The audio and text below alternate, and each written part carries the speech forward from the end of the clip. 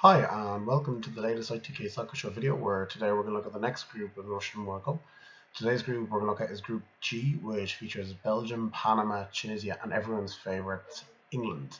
So please like, share, comment, subscribe to all the videos, and check us out on Twitter, ITK Soccer Show, Facebook.com/ITK Soccer Show, same at YouTube.com/ITK Soccer Show. I've also put all the World Cup videos into a playlist as well, so they'll all be there as well for you, okay?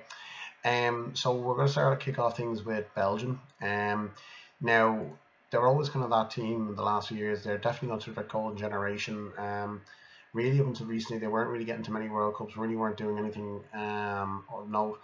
But they've got definitely 100% gone through the golden generation. They have the best player they have, in my view, is actually Kevin De Bruyne, Manchester City central midfielder. Was bought mainly as a winger, so that's a few years ago, but turned into one of the best central midfielders in the world. Keeps the ball so well. His right foot is just unbelievable. It can pick a pass out. It's got a long shot. Always knows the right thing to do. Can go left foot if he has to as well.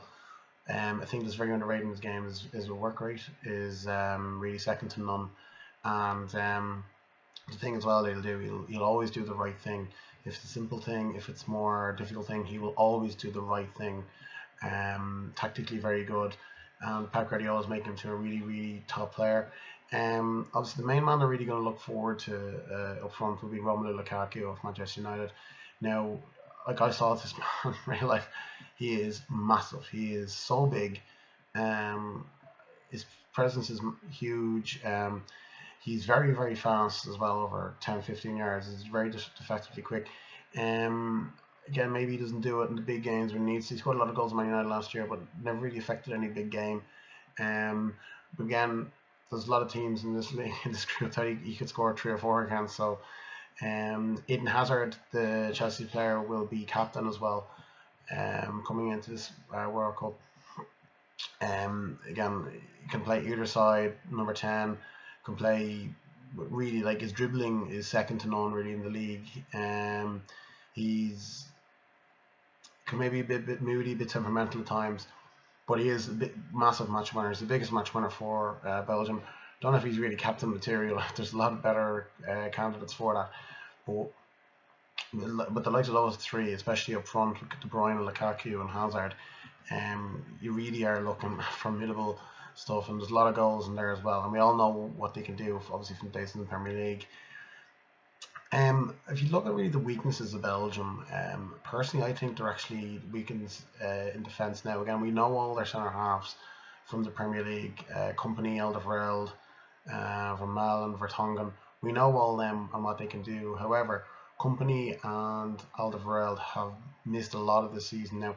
Company's played the most he has in quite a while. But totally Alderweireld missed large parts of this campaign through fitness and injury problems. Obviously, then there's Thomas Vermaelen, who is always injury prone. Did play a bit with Barcelona, but up until then, last few years, you can really count on maybe 1 or 2 hands amount of games he's played. So that would be a weakness if something does happen there. They could be caught out, because they probably will play 3 at the back. So unless someone like Witsel or someone will have to pop in there or something, but they don't want to do that. Speaking of Witsel, anyway, himself and Carrasco have about the last 6 months gone to China. Now, I'm nothing wrong with that. If they want to play in China, earn their few bob, that's up to them. But you're coming into a World Cup, you've got a £40 million player in Witsel moving to China, and then you got Yannick Carrasco, who's still only about 23, 24, winger for Atletico Madrid, and he decides to go to China. That's a weird one. So we'll see what happens with them. But again, maybe if that's the mentality of some of the players, I wouldn't be too keen on it. But Witsel, very neat and tidy. He's physically very strong. Carrasco is a really good player. But I haven't seen him play with China, so he might be fit enough. We don't know. Is he training as hard? Is he working as hard? Does he want to win these matches? So that's an element of question in that anyway. In qualifying, they won 9 through 1 game and scored 43 goals. Lukaku scored 11. Now again, against the small teams, he will do that. He'll bully the defense. Obviously, the Euro 2016, they did lose to Wales 3-1 in the quarterfinals. Now, obviously, it was a big shock. Obviously people like Hobson Kane, who I don't think he had a club at the time, scored a really good goal. So they probably still have that bit of mentality that maybe they can't get over the line. Maybe they think that they're better than they are. So I'd say that really hurt them. Obviously, Mark Wilmots did leave after that. Roberto Martinez has come in. He's done a very good job, obviously, getting them first place. There's not much else he could do. But there seems to be a bit of negativity with him. Personally, I think he's a good manager. You could look at the job he did with Wigan. Everyone forgets that. He won the FA Cup at Wigan. They did get relegated, but he had a shoestring budget. Like it was a lot of championship teams had higher. Plays very good football. Likes to play three at the back. Likes to play open football. Encourages youthful players to play, come through. Coaches them very well. Comes across as a very nice guy. Just again the Premier League style. Just maybe I think a lot of the English fans stuff can be very snobby and can very look down that kind of way because it's not the standard British style. He plays very open football, and if he wants to play like that, you're not going to stop him. The players that he's got are good enough, but defensively I might worry because he never really set a team up to defend very well. Kind of like Arsene Wenger last few years, like he'd always concentrate on attacking first. One thing he has done, I would definitely criticise, is no Rajan Nanglam in the team now. He has selected Fellaini instead, and Nanglam, obviously had a super season with Roma the last couple of years. Really, really good player. I thought it was very impressive actually in the 2 games against Liverpool in the Champions League, and he can run a game. Has a very good shot. He's formed a very good midfield partnership with Witzel over the past few years, and now he's not there. Fellaini's played Fellaini, obviously wouldn't really call him a Martinez player, but so we'll see what happens now. So anyway, they're saying there they'll probably play 3-4-3. And this is where they play Mertens because he's been playing number 9 with Napoli the last 2 seasons, but now he might actually play off the left. We don't know yet, but they've got good options there up front. They'll be everyone's dark horse, but I don't think they'll win it, mainly because they've never really won anything. They're kind of flattered to deceive when it really comes to the crunch. They'll probably get Brazil or Germany. If regarding where they finish, if they finish second in the group, they'll get one or the other. So I think quarterfinals they can do, but they'll be doing well to get past Brazil or Germany in my view. So we'll look at England now next. Obviously, there's mass affection for this country, and the Irish seem almost tranced by them. We love to see them fail. We find everything hilarious. There's one thing that's hilarious with this England team. They've only got 2 good players, and that's Harry Kane and Raheem Sterling. Now, Harry Kane obviously is going to be captain as well, so a lot of pressure on him. He's probably the closest player I've seen to Alan Shearer in a long, long time. His goal record of the past few seasons have really been second to none in the Premier League. He's been Golden Boot, I think twice in the Premier League. Averages at least 30 odd goals a year. When he scores, he generally gets 2 or 3 in a game. Really good attitude. Works very hard, and like what he can do is he does carry Spurs a lot as well. But he does actually, he comes across as a good guy and a really good attitude, which I think goes a long way, especially in the England team. Raheem Sterling obviously as well. He came through Liverpool and looked really, really good. Then kind of had a bit of a dip in form for a few seasons. Pep Guardiola, especially this season, has brought him onto a new level. Does the right things right, more basic. Scores the goals, worked on his finishing. He's been really devastating in that right wing position all season. He's only scored 2 goals for England, which is quite low for the player he is. But I think those 2 were the main men. But again, for some reason, the English press hates Sterling, and it's already starting with him, obviously, with the tattoo incident last week. So they always seem to find something wrong with one of their best players. You can call Sterling what he wants, but him and Kane are by far their best players. And if something happens, one of them might be worried. Obviously, Rashford, people like that, they can do something, but Kane and Sterling are the main man definitely in this team. Like, they've been very much a specialist in failure. Look at 2006, the Wags were living in the hotel with the players. Sven-Goran Eriksson was there. They lost to Portugal on penalties. Obviously, the infamous Rooney, Ronaldo sending off was that year. In 2010, Fabio Capello tried to make it more strict. No Wags allowed. And then they ended up losing to Germany 4-1. And what did the English press call it? The easy group.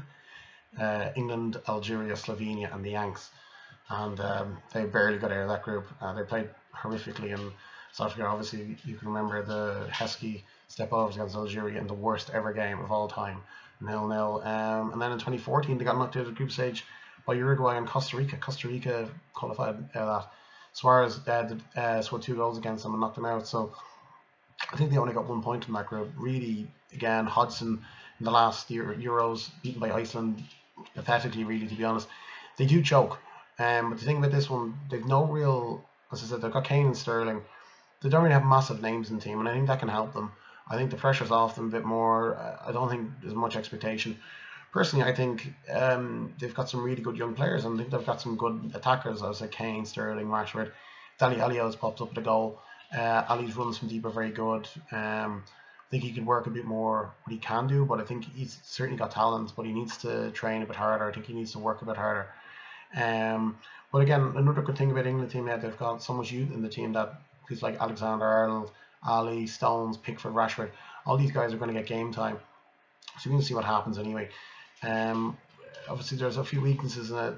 We're saying Pickford, he's going to get games, but he's only got a handful of caps. Only Cahill in the whole squad is over 50 caps.